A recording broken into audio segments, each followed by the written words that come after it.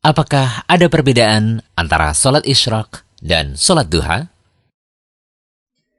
Sebagian kaum muslimin ternyata masih banyak yang bingung membedakan antara sholat sunnah isyraq dengan sholat duha. Mereka beranggapan bahwa keduanya adalah sholat sunnah yang berbeda. Permasalahan ini kami dapati setelah kebanyakan dari mereka menanyakan melalui kolom komentar, direct message, dan juga email.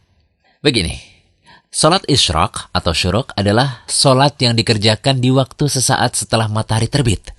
Sholat ini dikerjakan ketika matahari sudah meninggi. Ya, kurang lebih 1 tombak atau sekitar 15-20 menit setelah matahari terbit. Ingat, ketika matahari tepat di garis terbit, kita dilarang melakukan sholat ya. Sedangkan sholat duha adalah sholat sunnah yang dikerjakan di waktu duha. Waktu duha berawal sejak matahari meninggi hingga menjelang waktu zawal atau menjelang sholat duhur. Nah, berdasarkan penjelasan tersebut, berarti mulainya waktu duha dan waktu syuruk itu sama, yaitu ketika matahari telah terbit setinggi tombak. Sehingga kesimpulannya, sholat syuruk atau sholat isyraq adalah sholat duha yang dikerjakan pada awal waktu. Dan orang yang mengerjakan sholat isyraq, hakikatnya dia sedang mengerjakan sholat duha. Dalam hadis Abu Umamah, sholat isyraq disebut dengan subhatud duha atau sholat duha pada awal waktu.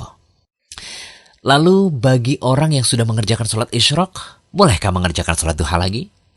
Perlu diketahui, sholat duha tidak harus dilakukan di satu titik waktu, tetapi boleh dikerjakan di sepanjang rentang waktu duha, yaitu sejak matahari setinggi tombak hingga sebelum waktu zawal atau matahari akan jatuh ke barat. Karena itu, bagi yang sudah mengerjakan sholat duha di awal waktu, dia boleh mengerjakan sholat duha di akhir waktu. Misal jam 6.30 pagi ia mengerjakan sholat isyraq, maka ia boleh mengerjakan sholat duha lagi pada jam 10 pagi. Adapun tata cara pelaksanaan sholat isyraq adalah sebagai berikut.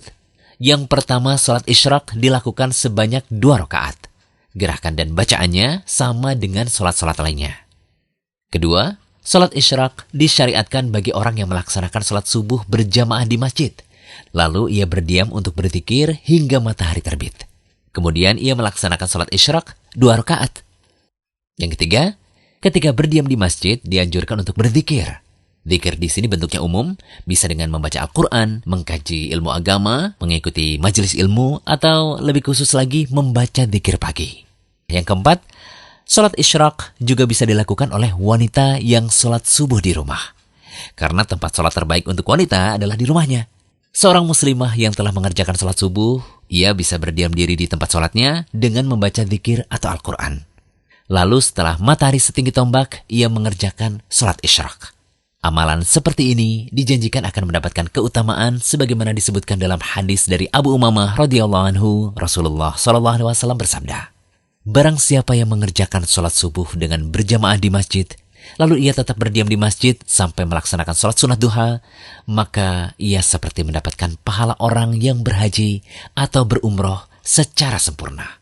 Masya Allah, ternyata pahala haji dan umroh bisa kita dapatkan setiap paginya dengan melaksanakan sholat isyraq ini.